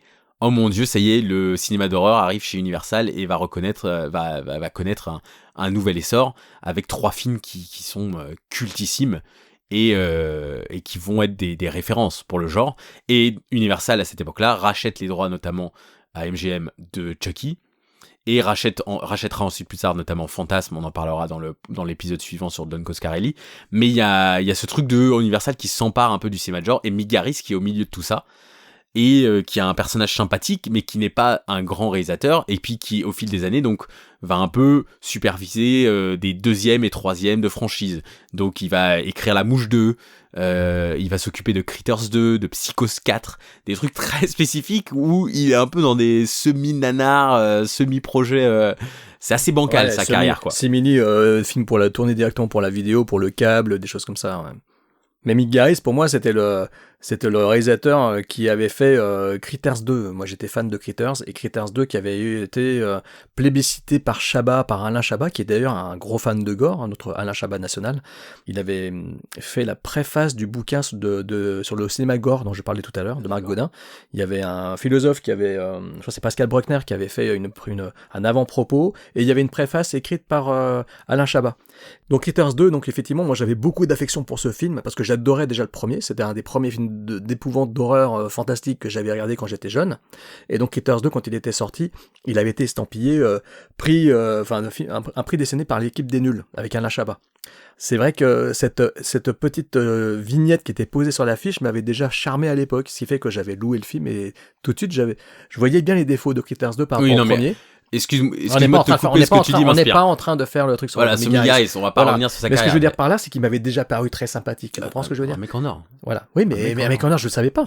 Quand Critters 2 sort, je suis désolé, moi je suis pas en train de me dire ah ouais, ce mec-là, il est pote avec tous les réalisateurs, parce qu'il y avait pas internet, il y avait rien. Bien sûr. Donc je me fie uniquement à l'appréhension que j'ai eue du film, qui à l'époque tout de suite m'avait emballé. Voilà, c'est tout. Et Mick Garris vient aussi de l'écurie Spielberg, parce qu'en fait son gros fait d'armes dans les années 80, c'est Amazing Stories, puis Batteries Not Included, qui à la base était devait être un épisode de la série Amazing Stories, donc qui est une série d'anthologie.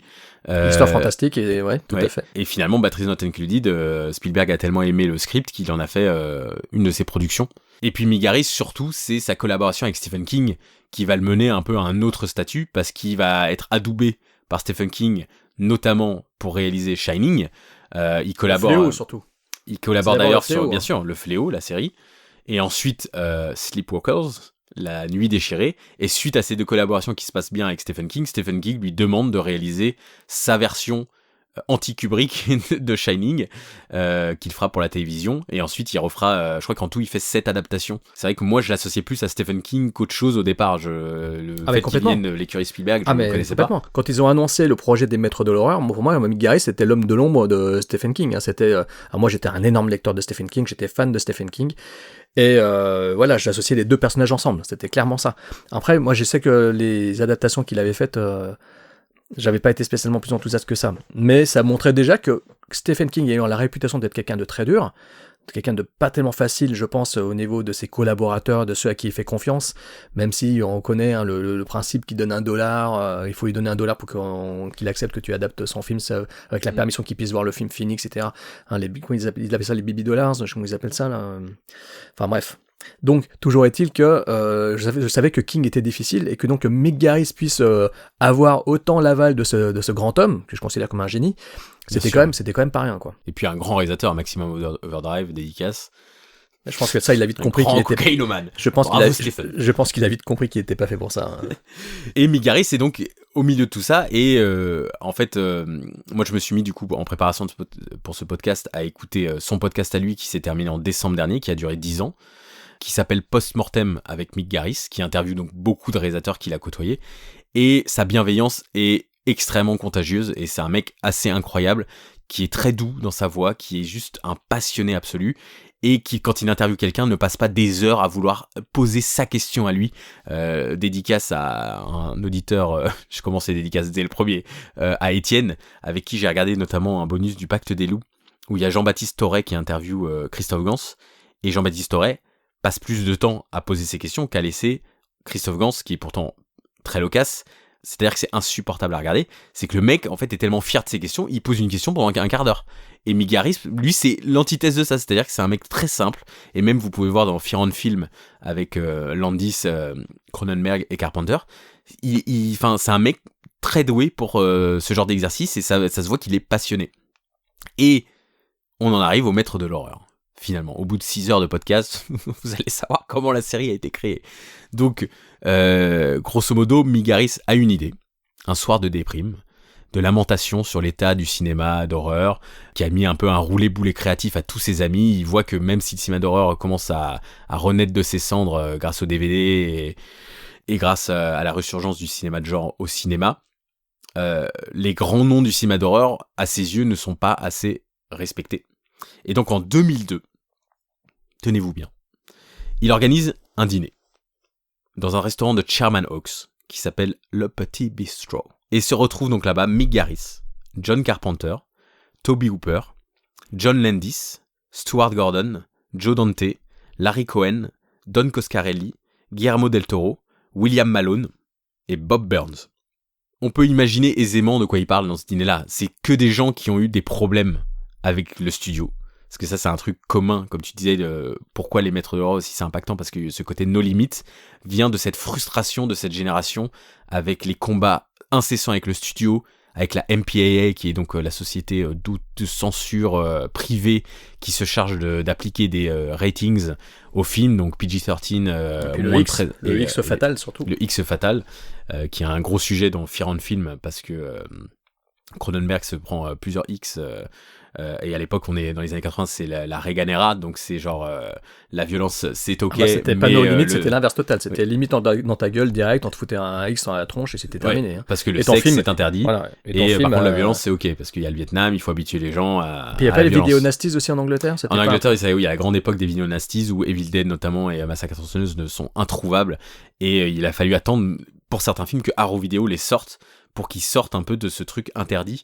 Et la BBFC maintenant est beaucoup plus cool pour empêcher la censure, et ces films-là sortent sans cut, mais pendant longtemps, même en DVD encore, dans les années 2000, les films sortaient avec des coupes imposées par la censure d'État, pour le coup, de la BBFC. Ce qui est terrible, complètement terrible. Et puis oui, on imagine leur trauma dans les années 90, parce que c'est des réalisateurs qu'on va revenir à chaque fois sur leur carrière, mais on pense à un Tobe Hooper dans les années 90, mais il fait n'importe quoi, c'est une boule de ping-pong. Désolé Lionel, mais c'est une boule de billard qui passe dans tous les trous, et c'est genre, ah tiens, un bide là, un DTV là, un DTV là. Leur carrière, n'a grosso modo aucun sens, si ce n'est ceux qui s'arrêtent complètement de faire des films et qui du coup ont une filmographie encore. Oh tiens, c'est intéressant, il a pas fait de bouse. Oui, c'est parce qu'il a pas fait de film.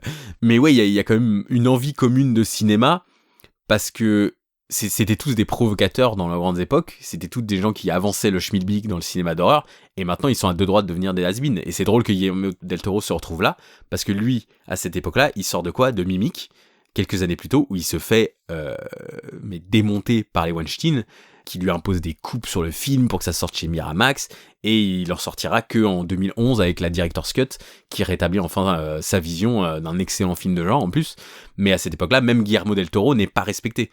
Là, en 2002, quand il y a le premier dîner, il est encore loin du Labyrinthe de Pan, qui est justement à l'époque de la première saison des Maîtres de l'Horreur et qui va le remettre un peu sur le devant de la scène du cinéma fantastique. 2002, il fait Les Chines du Diable, c'est-à-dire qu'il retourne un cinéma dans sa langue, loin d'Hollywood, pour pouvoir s'écarter de l'influence néfaste des studios qui à l'époque qui dans les années 90 ont massacré ces auteurs-là, et c'est très triste d'y penser et de voir à quel point ils étaient peu respectés. Et ces dîners font devenir à Hollywood une sorte d'institution où au fil des années, les gens partent, se retrouvent, il y a forcément des décès, mais il y a aussi une nouvelle génération qui arrive. Et dans le podcast Movie Crypt, que j'écoute beaucoup, où il y a Adam Green qui a réalisé donc les Hatchet, et Joe Lynch qui a réalisé Mayhem, ils en parlent très souvent comme des dîners très bienveillants, où on se fait ami avec des idoles, où il y a George Romero qui te félicite pour ta carrière, et où finalement c'est des dîners vraiment qui sont pas faits pour le côté genre on t'a adoubé, maintenant bienvenue à notre table, mais qui sont plus genre bienvenue, fais attention à toi, parce que le cinéma de genre est aussi un cinéma où on en abuse, et on voit aussi ça dans l'évolution du genre finalement au fil des années, qui est un genre qui est parfois ultra respecté. Là en ce moment on a le vent en poupe depuis quelques années du film de genre d'auteur, mais du coup qu'est-ce qui reste du cinéma plus bis, plus nanar, et il y a tellement de propositions que voilà, je pense au Fear Street ou des trucs oubliés sur Netflix, parce qu'en fait il y en a tellement qu'on perd la tête, et finalement il faut aussi du soutien, et c'est un cinéma où il y a beaucoup de soutien, ou en tout cas à l'époque, peut-être qu'on pourra revenir aujourd'hui du fait qu'est-ce qu'il finalement il existe encore un pôle de soutien, est-ce que finalement c'est pas que des îles isolées les unes, il y a l'écurie Blumhouse, est-ce qu'elle se mélange avec l'écurie Flanagan, pas sûr, enfin, est-ce que ces gens-là parlent entre eux? Mais en tout cas, les dîners Maîtres de l'Horreur ont vraiment été une institution, et comment ils ont trouvé ce nom, les Maîtres de l'Horreur? Figure-toi, c'est Mac Mendez. Est-ce que tu sais, tu peux nous dire qui est Mike Mendez? Moi, je suis fan de Mike Mendez. Hein. Déjà, il est dans mes amis Facebook, excusez du peu. Important quand même. Non, Mike Mendez, oui, j'aime beaucoup ce bonhomme. Très gentil, très humble, très cool, très sympa. Comme d'ailleurs Darren Lynn Bousman aussi, qui curieusement est très open pour les discuter, etc. Il est super, c'est vraiment des mecs super gentils.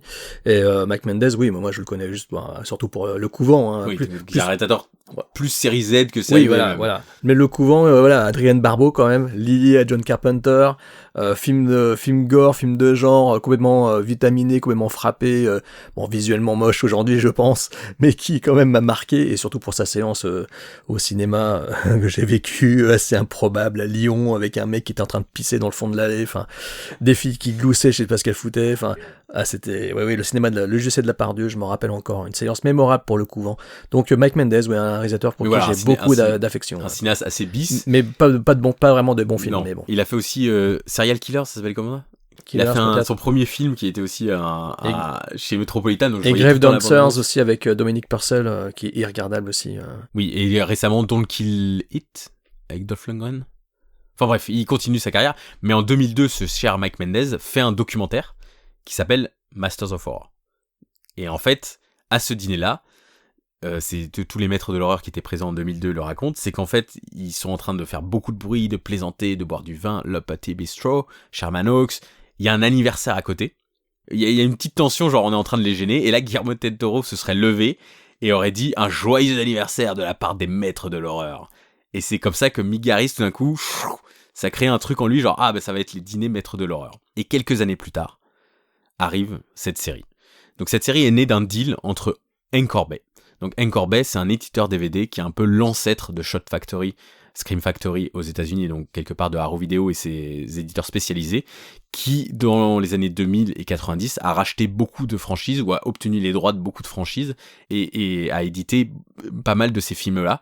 Et donc moi j'ai vécu aux États-Unis quelques années après le bac et j'ai beaucoup d'éditions Anchor Bay parce que c'est les seuls qui faisaient par exemple les Halloween 4, 5, c'est les seuls qui faisaient les fantasmes. Ils ont réédité beaucoup de ces films-là avec des nouveaux bonus, des commentaires audio parce que c'est l'essor des bonus évidemment grâce au DVD.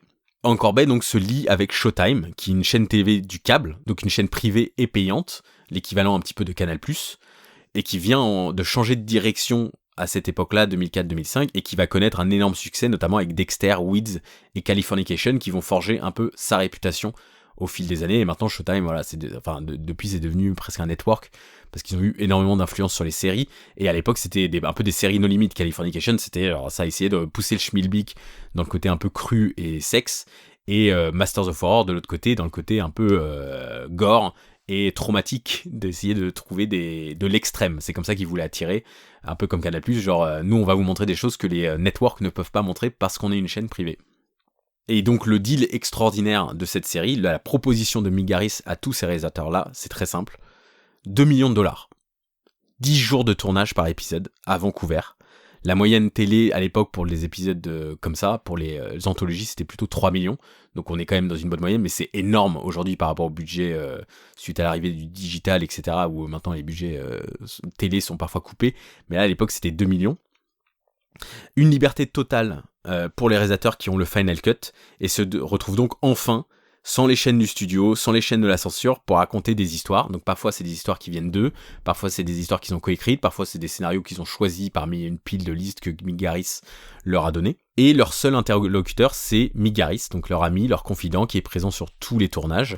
Et donc les tournages s'enchaînent avec à chaque fois carte blanche pour les réalisateurs, et seulement Mick Garris qui va même plus loin, et qui leur promet que après visionnage de leur première cut, de leur premier montage, il leur donne des notes aux réalisateurs de prendre les notes ou pas. C'est-à-dire qu'il y a vraiment aucune pression sur les réalisateurs, si ce n'est le fameux épisode de Takashi Miike, qui est jugé tellement extrême qu'il ne sera jamais diffusé. On reviendra évidemment là-dessus parce que c'est le 13e épisode de la saison 1. Mais il n'est pas sorti dans une version uncut justement pour son exploitation vidéo, la maison des sévices là, Si, tout à fait, mais en fait il n'a jamais été diffusé à la télé. Ah oui, c'est ça, voilà, il n'a pas été diffusé à la télé, par contre il a été diffusé en intégrale en vidéo. Tout à fait. Et je crois même qu'il durait plus longtemps qu'un épisode lambda, il me semble. Ah, on verra ça, on va enquêter. Mais il me semble que Stuart Gordon aussi a été un tout petit peu tronqué pour la diffusion télé, et ensuite a été restauré en uncut pour la version DVD.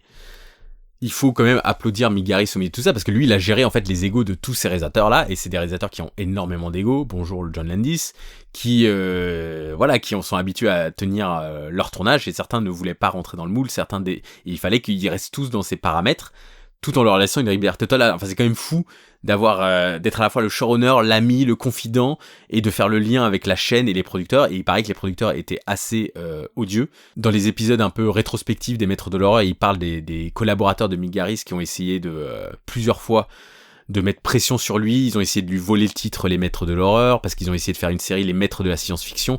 Ils étaient vraiment acharné pour obtenir le plus d'argent possible de cette série, et c'est pour ça que Mick Garris pour la saison 3 va changer complètement et va aller chez Lionsgate pour Fear Itself, qui il me semble cette fois sera sur une chaîne télé network, mais du coup les épisodes DVD sont non censurés, mais c'est pas le même deal. Mais moi je sais que quand le concept même du no limit, je me disais pour ces réalisateurs là qui avaient été quand même les réalisateurs phares de notre cinéphilie, c'était juste une parfaite aubaine, c'était juste du bonheur.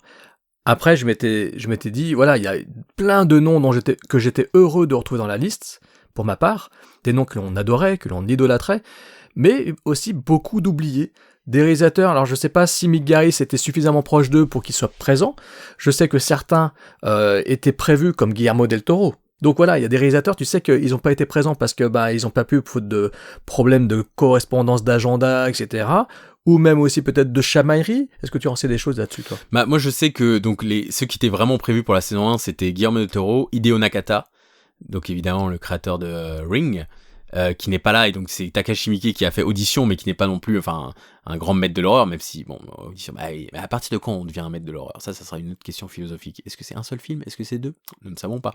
Mais je sais que Roger Corman devait le faire, ça tenait beaucoup, Mick Garris tenait beaucoup à ce que Roger Corman le fasse, mais il n'a pas pu pour des raisons de santé. Et après il y a d'autres questions, on pense à Brian Yuzna. Pourquoi il n'est pas là, sachant que c'est un très grand collaborateur de Stuart Gordon, un obsessionnel de Lovecraft. Est-ce que c'est parce que lui, il est en Espagne, à se la couler douce, avec sa Fantastic Factory. On pense à Jack Sholder, où on se dit, si ce réalisateur-là est truc, Jack Sholder, c'est quand même un cinéaste qui est dans cette mouvance-là, qui à l'époque en plus continue, il fait Arachnid pour Brian Yuzna en Espagne. Enfin, il y a plein de possibilités. Il faut aussi mentionner le fait qu'il n'y ait aucune femme, ce qui est quand même aberrant, parce que c'est pas révisionniste de dire ça, genre oui, mais à l'époque, non, à l'époque, il y a Antonia Bird qui a fait Vorace, qui est moi l'un de mes films d'horreur préférés de tous les temps, l'une des meilleures BO de tous les temps. Si vous pouvez voir Vorace, regardez Vorace, c'est incroyable. Il y a Marie Lambert de Cimetière et Cimetière 2, il y a la réalisatrice de American Psycho, Mary Harron, et pourtant il y a aucune femme dans ces saisons-là, dans les 2 premières saisons. Et je crois qu'il y a 2 réalisateurs japonais et un réalisateur black, mais c'est quand même, voilà, remettons dans le contexte, ce sont que des blancs de 50-60 ans qui réalisent cette série-là, donc c'est quand même, voilà, un peu pu avoir plus de tentatives. Après, à quel point c'est influencé par ces dîners-là aussi, on ne sait pas. À quel point c'est des gens, voilà, William Malone, qui est pas forcément un maître de l'horreur, il se retrouve à réaliser un épisode de la saison 1 parce qu'il est pote avec eux. Les divergences entre leurs carrières, et qui va faire tout le sel du podcast. Tout comme pourquoi Dario Argento et pas Lamberto Bava ou d'autres réalisateurs italiens qui étaient encore en activité, surtout que ces réalisateurs italiens-là, on y reviendra, ont fait eux aussi leurs propres anthologies en Italie. On peut en revenir, parce que du coup, la série d'anthologiques, si on revient sur l'histoire, c'est vrai qu'elle est très liée au cinéma de genre science-fiction fantastique, avec notamment Twilight Zone, évidemment, qui est la plus emblématique. Et toutes ces résurgences. Un héritage qui vient aussi de la radio, parce qu'à la base, c'est de la radio que vient ce truc épisodique horreur. Oui, les épisodes radiophoniques... Tout à fait, ouais. Et puis après les années 50, il y a Alfred Hitchcock aussi, qui a Alfred Hitchcock présente, donc qui a un peu la promesse de un mini-film suspense à la Alfred Hitchcock par semaine. Mais la grosse différence, finalement, c'est que là, les réalisateurs sont au centre de la proposition. Et c'est pour ça que Les Maîtres de l'Horreur est une série importante et que notre podcast est le plus important de votre année 2024. C'est finalement à quel point ces épisodes-là s'inscrivent dans leur filmographie. De voir à quel point le Stuart Gordon, on dirait un nouveau film de Stuart Gordon, alors que certains... Même Carpenter. Carpenter qui fait peut-être même de meilleures propositions que ce qui venait de sortir en salle et qui fait le pire film de sa carrière, Pro-Life, qui est une bouse irregardable et que je vais atomiser dans la saison 2. On en reparlera. Mais toujours est-il que, oui, tu as raison. Et ce qui est marrant, c'est que dans des anthologies de ce même style, comme les Contes de la Crypte, par exemple, qui étaient vraiment occasionnés cinéma horrifique. On retient des Contes de la Crypte, par exemple, qui a marqué le milieu des années 90. On retient que c'était quand même des grands réalisateurs aussi, des fois, qui participaient à cette série, comme certains avaient participé aussi aux Amazing Stories de Spielberg, Amblin Entertainment, dont on a parlé tout à l'heure. Il y a Clint Eastwood qui a réalisé un épisode, etc., etc. Mais bizarrement, c'était des séries qui étaient plus marquantes pour leur nom, pour leur concept. Contes de la Crypte, c'était marqué par EC Comics. On retenait juste les producteurs, Robert Zemeckis, Walter Hill, les mecs, cette équipe de producteurs-là de renom. On retenait plus le nom des producteurs que le nom même des réalisateurs. C'est-à-dire qu'en fait, quand je regardais un épisode des Contes de la Crypte, moi à l'époque, dans les années 80, quand c'était diffusé au Jeudi de l'Angoisse, on devrait en parler aussi d'ailleurs, des Jeudis de l'Angoisse, quand c'était diffusé à ce moment-là, j'étais en mode, ah tiens, c'était le réalisateur, ok, c'est cool. Alors que les Maîtres de l'Horreur, c'était, voilà, là c'est des Maîtres de l'Horreur les mecs. C'est pas Showtime, enfin c'est Showtime, mais c'est pas le sujet. Le sujet, c'est pas Mick Garris non plus. Non, le sujet, cet épisode-là, c'est John Carpenter. Ce sujet-là, c'est Dario Argento. Regardez, on vous met Dario Argento sur un plateau en argent. Oui, c'est le nouveau film de 50 minutes de Dario Argento. Voilà. Alors que les autres, c'est des faiseurs, en fait. Tu viens sur une série. Voilà. C'est vrai que cette résurgence colle aussi à l'essor du cinéma de slasher des années 80, où oui, il y a les Contes de la Crypte. On pense aussi à Freddy's Nightmares, Freddy le cauchemar de vos nuits. Toby Hooper qui avait participé à pas mal d'épisodes. Voilà, donc le pilote, donc il montre le procès, enfin c'est l'épisode légendaire un peu de cette série, c'est le pilote où il montre le procès de Freddy Krueger, donc qui est réalisé par Toby Hooper. Ensuite, il y a aussi la série Vendredi 13, qui a étonnamment très bonne réputation. Dans le documentaire Crystal Lake Memories, ils font toute une partie, donc qui revient sur la saga Vendredi 13, ils font toute une partie sur cette série, qui donnent envie, qui sont sur deux mecs qui cherchent un peu des objets. Des objets maléfiques pour un antiquaire, ça n'a aucun rapport avec Vendredi 13. Ah oui, c'était incroyable. Alors que Freddy a quand même un contexte. Enfin, Freddy, c'est un peu le Crypt Keeper de. C'est le Crypt Keeper de la série. Ouais. Et il y a quelques épisodes où lui est le bad guy. Oui, mais peut-être 2-3 épisodes. On pense aussi à Tales from the Dark Side, qui est une série que moi je ne connais pas du tout, qui a ensuite donné un film qui est assez culte pour toute une génération. Moi, j'ai jamais vu un seul épisode. Alors, ce qui est marrant, c'est que... Alors, je l'ai pas vu non plus. Hein. J'ai pas vu non plus, ce qui est assez... Mais tu vas en parler.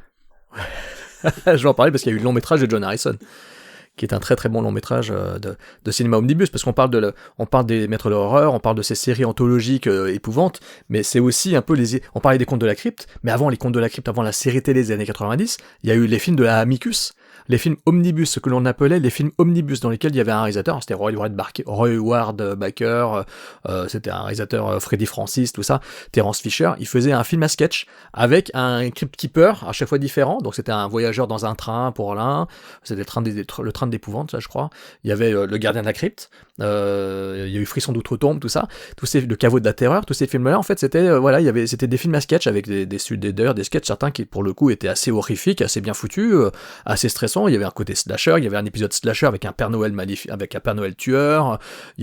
Franchement, il y a des épisodes qui m'ont vraiment marqué. Hein. Et ces films omnibus-là sont un peu pour moi aussi les ancêtres de toutes ces séries omnibus qui ont explosé avec les Contes de la Crypte Amazing Stories d'abord et les Contes de la Crypte ensuite. Et ensuite, Masters of Horror a donné lieu à par exemple la Sable Noire sur Canal+, qui a réuni Xavier Jean, Eric Valette, enfin un peu les noms un peu de cinéma d'horreur fantastique de cette époque-là. Et finalement, c'est ça, on va se poser la question, c'est est-ce que les maîtres de l'horreur a participé à un renouveau du cinéma anthologique qui, c'est un peu tard, mais maintenant on pense à Black Mirror évidemment, qui, pareil, c'est plus la série de Charlie Brooker que la série des réalisateurs qui viennent, qui c'est plus des faiseurs, mais c'est fou à quel point l'anthologie est finalement toujours aussi liée à la science-fiction, au fantastique. Ouais, c'est assez fascinant les trucs anthologiques, et je sais qu'il y a des gens qui n'aiment pas du tout les séries anthologiques. Parce que en fait c'est une antithèse de série. Et moi ce que j'aime bien dans les montres de l'horreur, c'est que j'ai pas l'impression de voir un épisode de télé, j'ai l'impression de voir quand même un film court, mais de ces réalisateurs là tellement ils sont marqués. Faut quand même le dire, ce sont des épisodes qui à chaque fois durent presque 1 heure. Hein. Bien sûr. C'est quand même un format. C'est un format de câble. C'est un format habituel, 45-50 minutes, c'est quand même le format. Moi, certains épisodes durent 50. Non, ils durent 50 minutes avec générique compris. Ouais. Mais c'est quand même je sais qu'on n'utilise plus le terme moyen métrage parce que voilà, ça n'existe plus la section moyen métrage, mais ce sont des moyens métrages en soi. Donc c'est pas un épisode télé, c'est quoi d'habitude 40 minutes? Parce que Fear Itself, si tu regardes bien, la 3e saison, Fear Itself, les épisodes sont bien plus courts. Bah bien sûr, parce que c'est pour une chaîne télé imposée. Alors que le Maître de l'horreur, les 2 saisons, c'est un épisode à chaque fois 1 heure quoi. Alors, comme tu as dit, avec le planning de tournage, 10 jours, un budget de moins de 2 millions maximum, etc. Quoi. En fait, parler de chaque épisode, outre le genre de cet épisode spécifiquement, c'est aussi parler de la carrière du réalisateur, parce que c'est important de savoir où ce réalisateur est à ce moment T de sa carrière, et si les maîtres de l'horreur va lui donner un renouveau et une repassion, ou si au contraire, on a l'impression que c'est un peu le dernier clou du spectacle dans leur carrière. Il y en a beaucoup qui vont se servir de cette hype pour continuer leur carrière, beaucoup qui vont faire des films après, et beaucoup qui ne vont rien faire du tout. Et c'est un peu une série testament quelque part. En fait, il y a ça, et puis aussi le fait que je crois que la première saison, la série a bénéficié d'un engouement général de la profession. Déjà, tout le monde s'est enthousiasmé pour ça. Je pense que dans la presse spécialisée, Mad Movies, l'écran fantastique en France, et puis ailleurs, Fangoria et tous les autres, etc., étaient tous enthousiastes sur le projet lui-même de cette grande série qui mettait à l'honneur ces grands réalisateurs. Et puis j'ai l'impression que la saison 2 a été un petit peu égratignée par un moindre accueil critique favorable, ce qui fait que ça a conduit aussi peut-être la précipitation de la fin de cette série anthologique de 2 saisons. Après je suis pas sûr que ça soit vraiment la déception de la diffusion, c'est beaucoup plus la brouille avec des arnaqueurs qui ont essayé de voler le titre à Migaris et que lui est du coup allé ailleurs mais ne pouvait pas utiliser le même titre et donc a appelé la saison 3 Fear Itself. Je suis pas sûr que ça soit lié à la dé-hype de la 2e saison, mais bon. D'accord, ça sera analyser ça plus tard. Ah ouais, on va l'analyser mon pote. Et en France, qu'est-ce qui s'est passé avec cette série? Donc à Gérardmer 2006, 3 épisodes sont choisis, y a le Mickey, le Carpenter et le Hooper qui sont diffusés donc au cinéma au festival de Gérardmer de cette époque-là. Et sinon, la série débarque directement en DVD, d'abord avec les épisodes vendus à l'unité. Oui, 15 € le DVD, je me rappelle, dans un petit boîtier cartonné un peu moche, mais qui avait... qui était sympa parce qu'il y avait l'affiche. Oui, voilà. Il y avait une affiche spéciale et il y avait le visage du réal avec la signature. C'est ça, ça reprenait à chaque fois. En France, il faudra que je vérifie, je suis pas sûr. Non, les éditions, les États-Unis, c'est le cas. Les États-Unis, c'est le cas. T'as la gueule du réalisateur avec sa petite signature sur le côté de la tranche, etc. Non, la France, ça prenait une sorte de petit visuel avec marqué les maîtres de l'horreur, le nom du réalisateur, etc. Faudra que je vérifie dans mes éditions. J'en ai 2-3, mais je me rappelle qu'ils étaient vendus assez cher à l'époque. Oui, assez cher. Ensuite, ils ont fait un gros coffret où il y avait que ces éditions-là, donc une espèce de packaging comme ça, à volet. Et ensuite, ils ont fait une édition slim pour la saison 1. Donc à l'époque, ça sortait chez FIP. Pour la saison 1, ils font un coffret slim. Malheureusement, ils ont enlevé tous les bonus. Donc c'est vrai que nous, on voulait au départ regarder un peu tous les bonus, les petits making-of, etc. Mais il y a que quelques épisodes qu'on a en format boîtier volet, digipack. Et le reste, c'est en slim. Et la saison 2, par contre, est directement sortie en slim. Et ils n'ont pas fait des épisodes à l'unité. Et par contre là il y a tous les bonus et c'est des coffrets qui sont aujourd'hui très difficilement trouvables parce que c'est pour ça que la série notre podcast a mis 1 an à se lancer. C'est que moi j'ai mis beaucoup de temps à les avoir à des prix raisonnables parce que sur Vinted et Le Bon Coin c'est 90 € quoi. Oui, et plus des fois voire plus et donc je remercie Jas 46 de me l'avoir vendu 30 € quoi. C'est merci à lui. Mais parce qu'il était pas à 30 € à la sortie en tous les cas je pense pas. Hein. Et ces éditions là ont les versions non censurées et des bonus. Il me semble qu'en France, sur Canal VOD, on peut trouver les épisodes et les acheter. Je sais pas si c'est à l'unité ou si c'est à la saison. Mais aux États-Unis, tous les 3-4 ans, il y a un service de streaming qui rachète les droits. Vraiment, Drew McWeeny en parlait dans Blank Check. Genre, il y a des gens qui reviennent le voir en disant « Ah, cet épisode de Carpenter, il est génial !» Comme si ça venait de sortir. Et en France, la diffusion télé, par contre, s'est fait un peu en catimini, je crois, après la sortie des coffrets, si on se dit pas de bêtises. Oui. Où c'était d'abord sur une chaîne privée et ensuite sur Canal+. Et ensuite en 2008 sur Énergie 12 apparemment, sous le titre Masters of Horror. Mais voilà, c'est une série qui est trouvable aujourd'hui en coffret si vous voulez vous faire avec nous les épisodes en direct et comme ça on avance ensemble. Mais voilà le programme qu'on vous propose d'aller à chaque fois dans l'univers de ce réalisateur, comment il en est arrivé à réaliser cet épisode en question, à l'écrire, est-ce que ça fait partie vraiment de sa filmographie, est-ce qu'il a tenté autre chose, et l'épisode en question, qu'est-ce que ça représente pour le genre, parce qu'à chaque fois, chaque épisode est quand même très différent les uns des autres, c'est ce que Mick Garris tenait vraiment à ça, à ce que chaque épisode ait un univers différent, et on va passer de genres comme le survival, au film de zombies, à la satire politique, et c'est ça aussi qui est génial et stimulant de se refaire cette série, c'est de voir que souvent, on parle de films d'horreur qui sont décevants en salle. Je pense personnellement à Men, par exemple, d'Alex Garland, où quand j'ai vu le film, je me suis dit, mais en fait, ça, c'est un épisode de Black Mirror. Il n'y a aucune raison pour laquelle ça dure 1h40 et que c'est au cinéma. Et en fait, ces épisodes-là, finalement, faisaient déjà ça à l'époque, c'est-à-dire, on fait une série d'anthologie, mais on essaye de pousser au maximum ce qu'on peut faire avec la technologie d'époque. Donc, c'est vrai que ça a pris un petit coup de vieux, parce que les caméras HD télé de 2005, c'est pas les mêmes qu'aujourd'hui. On peut pas aller aussi loin avec les capteurs. Mais il y a quand même cette volonté de faire du cinéma à la télé et que chaque réalisateur apporte sa patte. Voilà, tu as parfaitement conclu.